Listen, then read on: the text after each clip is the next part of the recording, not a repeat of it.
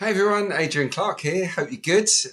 Today's video is about Eberechi Eze and the prospect of him potentially signing for the Arsenal. Now, I normally keep my powder dry on these kind of things, and I like to produce content based on speculation, particularly. But I'm going to make an exception for Eberechi Eze because he is, in my opinion, a very, very special player, and the one player outside of the Arsenal for sure that I enjoy watching the most. There's absolutely no doubt about that. He has so much talent. He uses confidence in possession. The way he travels with the ball is beautiful. And I just see a player that gets bums off seats and that makes things happen. So I'm super excited at the prospect of it happening. It might not, of course, but let's talk about his numbers, his stats, and what that will bring to the Arsenal side. And then we'll get to the tactical side of it and discuss a little bit of where Eze might fit in moving forwards, because there is a question mark over that. But we'll get to that a little bit later. Let's start with the numbers. And I think we should probably start with one of his superpowers, which is certainly dribbling, running with the ball. And for me, this is an area that Arsenal can improve on. So much reliance, of course, on Bukayo Saka. Give it to Bukayo, he'll beat someone and unlock the door. Well, you need more than one player to do that. And I think that Eze has potential to be sensational in that department. Last season, he ranked third in the division for most completed dribbles per 90 minutes, 2.32 successful dribbles per game. Only Iliman and Jai and Mohamed Kudus produced more. So that in itself was impressive. He also ranked third for attempted dribbles. He was always looking to have a go, of course.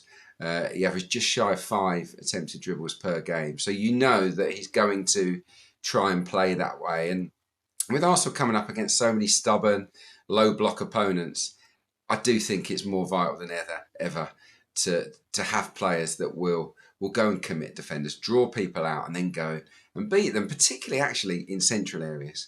It's great to beat someone on the wing and cross the ball and deliver it. It's brilliant. If you can beat someone that way down the middle of the pitch, you've got more chance of getting a shot on goal, or certainly slipping somebody in, maybe a Victor Gyökeres, into the box to score. So it's an area we can improve on. Martinelli was Arsenal's most productive dribbler last season. He ranked 11th for attempted dribbles. Trossard actually ranked 26th for completed dribbles. He was the highest ranked Arsenal player. So it's something we can improve on.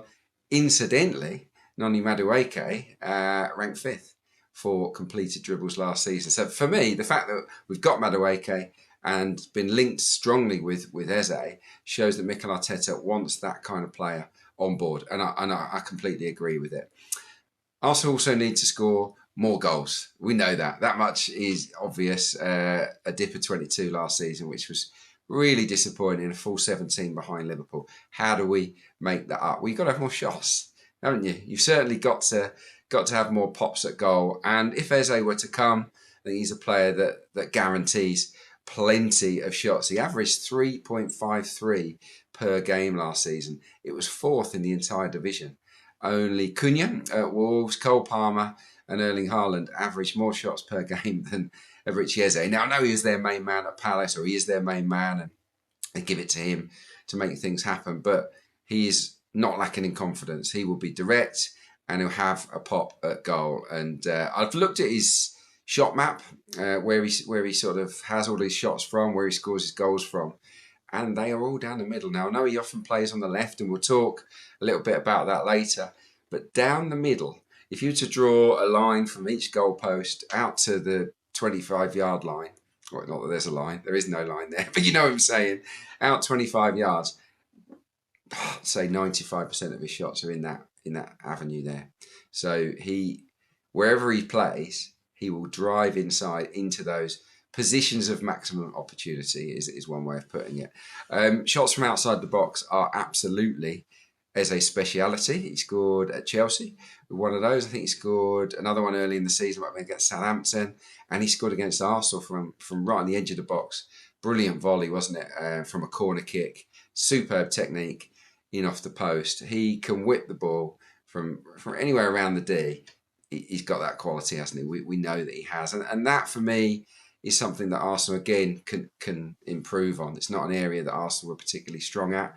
Ranked 14th for shots from outside the box last season, which isn't great really when you consider how much of the ball Arsenal have in those areas. Eze was top man in the whole division, the average 1.97, so pretty much 2 shots per game from outside the box. And yeah, he's adept at finding the back of the net from that range. And I do think, again, if you've got teams that are dropping off, sitting back, trying to slow you down, if you've got players on the edge of the box that can just whip one in the bottom or top corner, it's got to be a massive asset, hasn't it? And Arsenal didn't have enough shots, I don't think, from outside the box last season. The other aspect of his game that we should probably mention is those through balls. Ødegaard was one of the best in the division last year at those. He's brilliant, and I think that's fantastic news for Victor Gyökeres in particular. But Eze, coming in off the left, he's brilliant at it too. We know he's outstanding in that department. We've seen it do it over and over again, particularly from counters. Actually, when he travels up the pitch at pace, he will slide players in. He set up so many goals for Jean-Philippe Mateta last season, and a lot of chances were from those kind of through ball situations. So I think Victor Gyökeres will certainly welcome the arrival of Eze if Arsenal can get a deal over the line. He carries the ball beautifully. I mentioned that earlier. He's had 25 shots from ball carries last year, 15 chances created from ball carries. No one at Arsenal could top that last year. Martinelli got 40, which is the same there as Eze. I think Saka, who missed a lot of football, 37. Ødegaard a lot less, as was Trossard. So again, if you're looking to unlock the door by running with the ball at your feet, Eze could be the guy. So yeah, look, the numbers are overwhelmingly positive, I have to say. They really are. So let's see if Arsenal can get this one over the line. I absolutely welcome the pursuit of him, because I think he's a top quality player. But look, how will he fit in to the team? That is a really valid question, because is he a number 10? Is he a guy that plays off the left? Well, he's kind of a bit of both, isn't he? I see him as a left-sided number 10. Well, that's where he played for Crystal Palace last year. Well, we don't have one of those. We play, don't we, with the 4-3-3, and it's Ødegaard that's the more attacking midfielder, and Rice comes off the left. Our left winger tends to stay quite wide. Now, does it mean a shape change is being considered? Maybe. Could certainly see a scenario against maybe easier opponents, or in the second half of games chasing goals, where you could take off Rice or Zubimendi and go with 4-1-4-1, which would then have, if Eze was on board, Rice or Zubimendi sitting, and then you'd have Eze to the left, Ødegaard to the right, Saka wide right, somebody else wide left, and Gyökeres up front. That would be exciting, I think, and certainly you would expect that kind of unit to score goals. So that's something to consider tactically.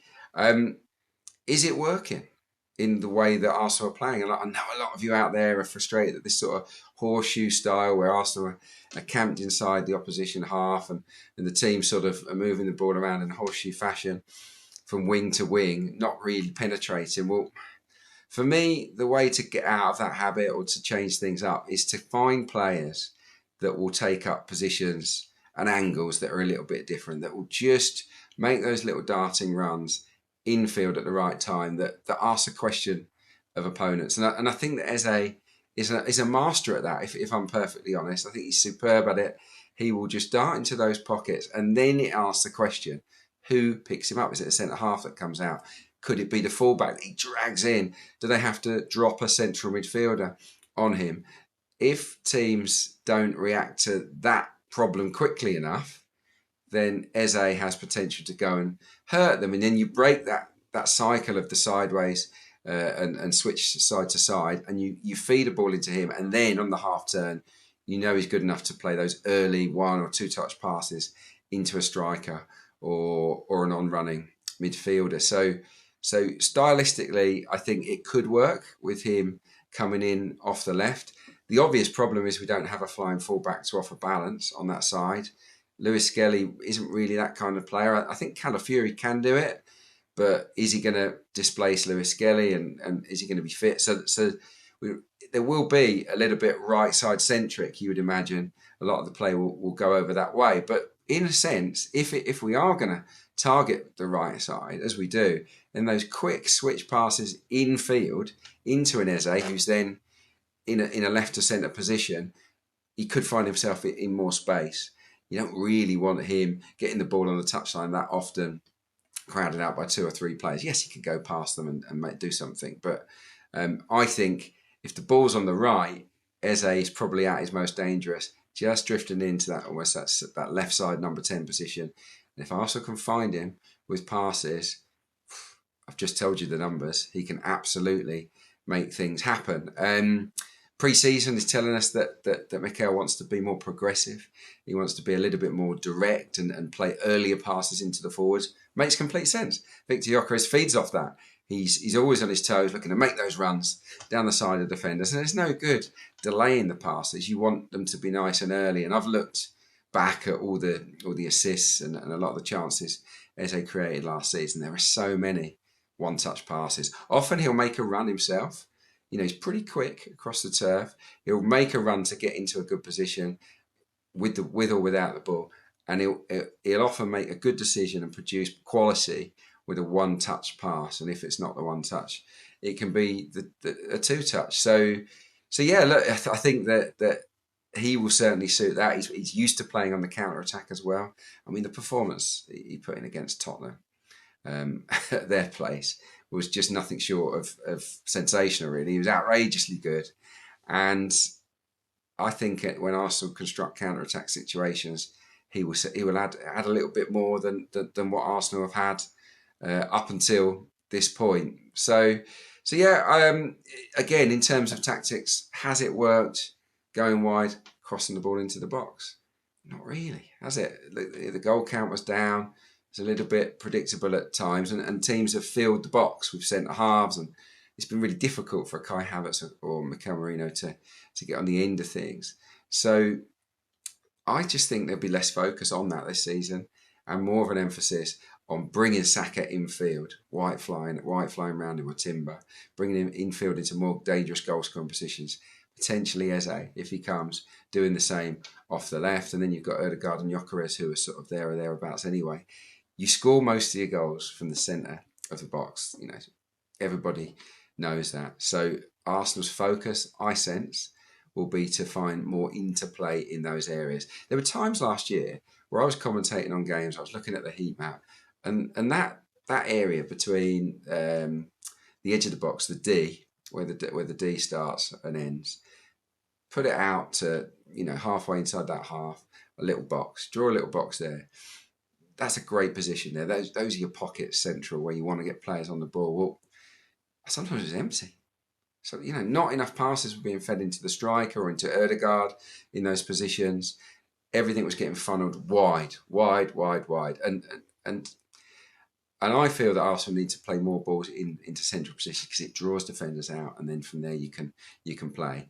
And yeah, I just see, I can see Eze coming in off the left to offer that alongside Odegaard, who'll do it from the right of centre. So yeah, it's exciting. I have to say, the prospect of Eberechi Eze potentially joining Arsenal. As I say, I've got no inside information, I'm afraid. I'm always the last to know. So I'm not your ITK. I'm no Ornstein, let me tell you. But if it happens, I'll be absolutely buzzing for the reasons outlined in this video. I will be back, I think, after the Villarreal game. I'm working on that one. I think I'm going to be pitch side for live from M5 and the coverage there. So I'll either file a piece after the game or the next morning. I'm not quite sure yet, but we'll wait and see. Thanks so much for joining me. Thanks for the support on this channel. I really, really appreciate it. I'll see you soon.